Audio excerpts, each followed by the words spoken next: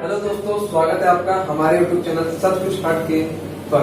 आज हम कक्षा 7 के विषय गणित के अध्याय 1 परिमेय संख्या का अध्ययन करेंगे। परिमेय संख्याओं में हमें उससे पहले कुछ पुरानी परिभाषाएं हमको देखनी होंगी। इसके लिए हम पहले प्राकृतिक संख्या और पूर्ण संख्या और भिन्न संख्या इन्हें जानेंगे। तो प्राकृतिक संख्या वे संख्या होती है जो 1 से लेकर अनंत के बीच में होती है, जैसे कि 1, 2, 3, 4 ऐसे ही अनंत तक जाएगी, वो प्राकृतिक संख्या है। प्राकृतिक संख्या में यदि हम 0 को जोड़ दें, यदि प्राकृतिक संख्या में हम 0 को ले आए आगे, तो वो पूर्ण संख्या हो जाती है। यानी कि पूर्ण संख्या की परिभाषा ये होगी कि पूर्ण संख्याओं में 0 से लेके अनंत तक की संख्या होती है।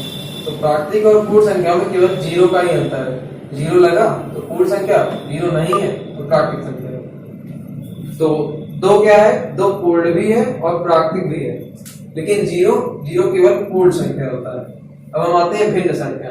भिन्न संख्याएं इन्हीं दो संख्याओं का भाग के रूप में व्यक्त करना। जैसे कि हम 1/2 को देखते हैं, ये एक भिन्न है 1/2। इसको हम किस तरह करते हैं, 2/1 के रूप में। और भी ऐसे कई सारी हैं, जैसे 3/4, 5/6 और भी 12/13। इसी तरह कई संख्याएं भिन्न संख्याएं कहलाती हैं। अभी आपने प्राकृतिक संख्या, पूर्ण संख्या और भिन्न संख्या के बारे में जान लिया। अब हम परिमेय संख्या, जो कि पाठ का नाम है, उसके बारे में जानेंगे। तो परिमेय संख्या वे संख्याएं जिन्हें P/Q के रूप में व्यक्त किया जा सकता है। P/Q का मतलब, P मतलब होता है अंश और Q का मतलब होता है हर।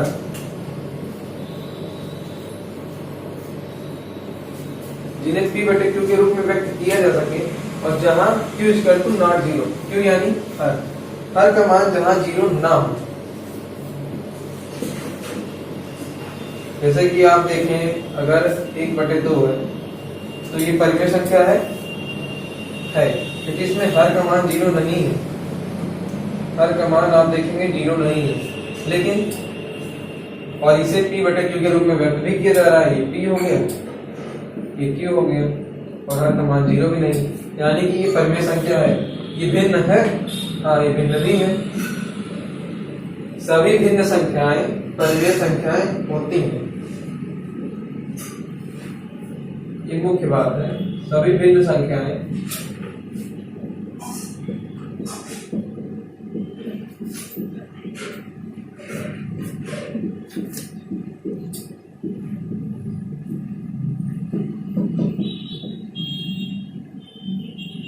इसको आप नोट कर लीजिएगा। सभी भिन्न संख्याएं परिमेय संख्याएं होती हैं, लेकिन सभी परिमेय संख्याएं भिन्न नहीं होती। इसको समझने का प्रयास कीजिए। सभी भिन्न जो है परिमेय तो होती हैं, लेकिन सभी परिमेय भिन्न नहीं होती। सभी परिमेय भिन्न नहीं होती है। सभी भिन्न परिमेय होंगी, लेकिन सभी परिमेय भिन्न नहीं होंगी। अब हम परिमेय संख्याओं के कुछ उदाहरण देख लेते हैं। तो जैसे कि आपने देखा 1/2 ही एक इसका उदाहरण है, और इसी तरह आप जितने भी लिख सकते हैं। 2 ये परिमेय संख्या है कि नहीं? ये है, क्योंकि इसे P/Q के रूप में व्यक्त किया जा रहा है। आप कहेंगे नहीं, इसमें Q नहीं है, लेकिन 2/1 तो है। इसी तरह 3, 4 सभी संख्याएं, जितने भी आप संख्या रेखा पर प्रदर्शित करते थे कक्षा 6 में, वो सभी संख्याएं परिमेय संख्या हैं। इधर -1 जिस तरह चलेगा, सभी संख्याएं इस पे जो है सब है परिमेय संख्या, क्योंकि सबके नीचे बटा1 आप लगा सकते हैं। बटा1 लगाने से किसी में कोई फर्क नहीं पड़ता है, इसलिए सभी संख्याएं जो आप संख्या लेकर प्रदर्शित करते हैं तो वो भी परिमेय संख्या है। अब आप और देखें, जैसे 0.1 ये परिमेय संख्या है कि नहीं?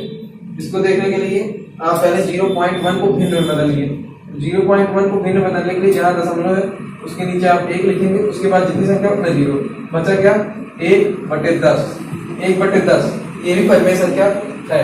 इसी तरह यानी दशमलव संख्या व भिन्न सभी परिमेय संख्या के अंदर नहीं आते। अब हम देखेंगे पूर्णांक संख्याएं। आपने परिमेय संख्या देख लिया, हम पूर्णांक संख्या देखेंगे। तो पूर्णांक संख्या रेखा आप बनाइए अगर, तो इस पे आप जितनी संख्याएं लिखते हैं, शुरुआत करते हैं 0 से इधर इस तरह आप जाते हैं 1 2 3 4, ये धनात्मक है, प्लस में आप इधर जाते हैं, इधर आप जाएंगे -1 -2 -3, इसी तरह -4 अनंत तक ऐसे जाएंगे, इधर भी इसी तरह अनंत तक जाते हैं, और ये इतना दूर माइनस, ये सभी संख्याएं माइनस में, इधर में, तो पूर्णांक 3 होते हैं। आप ध्यान दें तो पूर्णांक 3 होते हैं। पहला होता है धनात्मक पूर्णांक,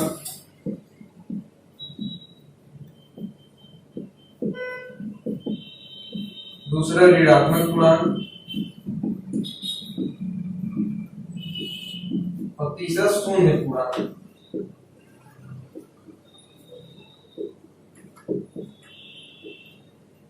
तो आप धनात्मक पूर्णांक देखेंगे तो ये संख्या रेखा का शून्य के इधर जो है सब ये सब धनात्मक है, ये देखिए ये धनात्मक पूर्णांक।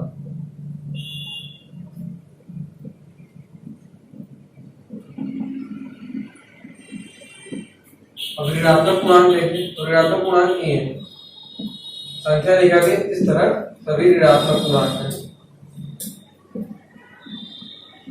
शून्य पूर्णांक, शून्य ना तो धनात्मक है ना तो ऋणात्मक। शून्य को आप ध्यान देते होंगे, ना तो प्लस में कभी +0 लिखा जाता है और ना तो कभी -0 लिखा जाता है। तो शून्य को अलग कर दिया गया, ना तो धनात्मक है ना तो ऋणात्मक, इसे उसे अलग नाम से शून्य पूर्णांक नाम से कर दिया गया। अभी आपने देखा कि परिमेय संख्या और भिन्न संख्या किस तरह अलग है। अब हम सिद्ध करेंगे कि वो अलग है तो किस तरह। तो जैसे आप देखते होंगे 3/4 ये एक परिमेय संख्या है।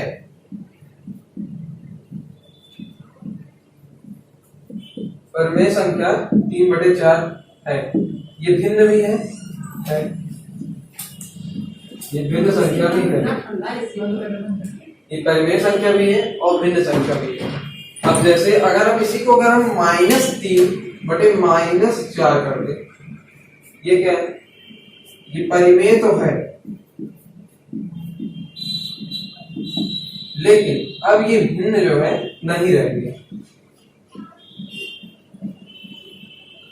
दोनों माइनस हो गए, भिन्न नहीं। अब अगर हम और भी इसी तरह संख्याएं लें तो ऋणात्मक जितनी संख्याएं हैं वो भिन्न नहीं होंगी, जबकि परिमेय में आप देखेंगे धनात्मक, ऋणात्मक, शून्य सब परिमेय। बस परिमेय में ये नियम है, नीचे यानी कि q का मान 0 नहीं हो और ऊपर चाहे जो q का मान बस 0 नहीं होना चाहिए, बाकी जो सब कुछ परिमेय संख्या है। लेकिन अगर माइनस है तो भिन्न संख्या नहीं है। अब हम परिमेय संख्या के कुछ प्रगुण को पढ़ लेते हैं। तो आपकी पुस्तक में 2 प्रगुण दिए हैं, परिमेय संख्याओं के 2 प्रगुण।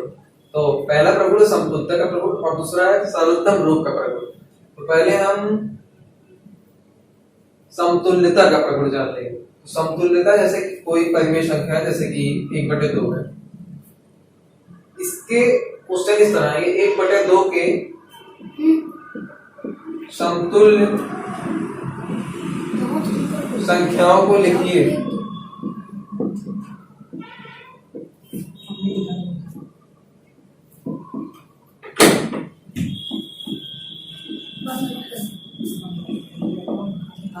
एक बटे दो के समतुल्य संख्याओं को लिखें।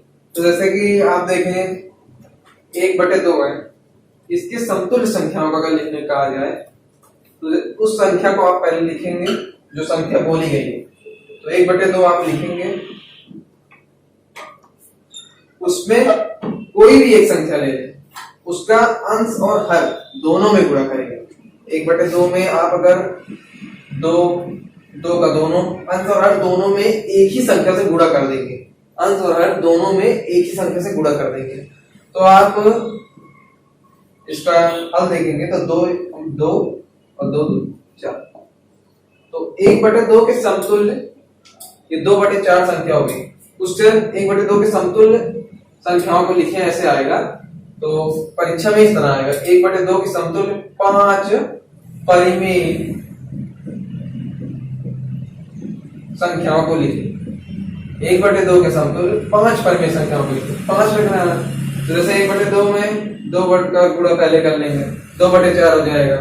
इसी तरह 1/2 को फिर लिखेंगे, उसमें 3 का गुणा कर लेंगे, 3 एकम 3, 3 दूनी 4, ये भी उसके समतुल्य हो गए। इसी तरह इसमें में 4 का भी गुणा कर लेंगे, अगर 4 का 9 4, 4 दूनी 8।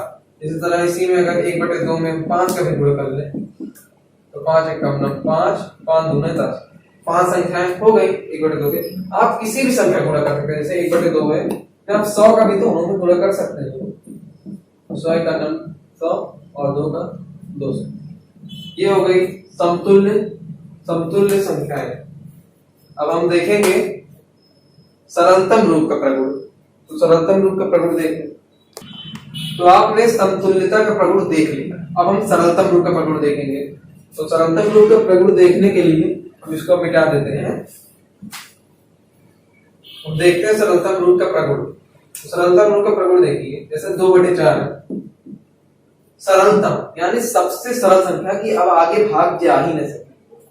तो जैसे 2 को काटते हैं तो 1 2 दूनी 4, 2 का 9 1 2 दूनी 4, इसका सरलतम रूप 1/2।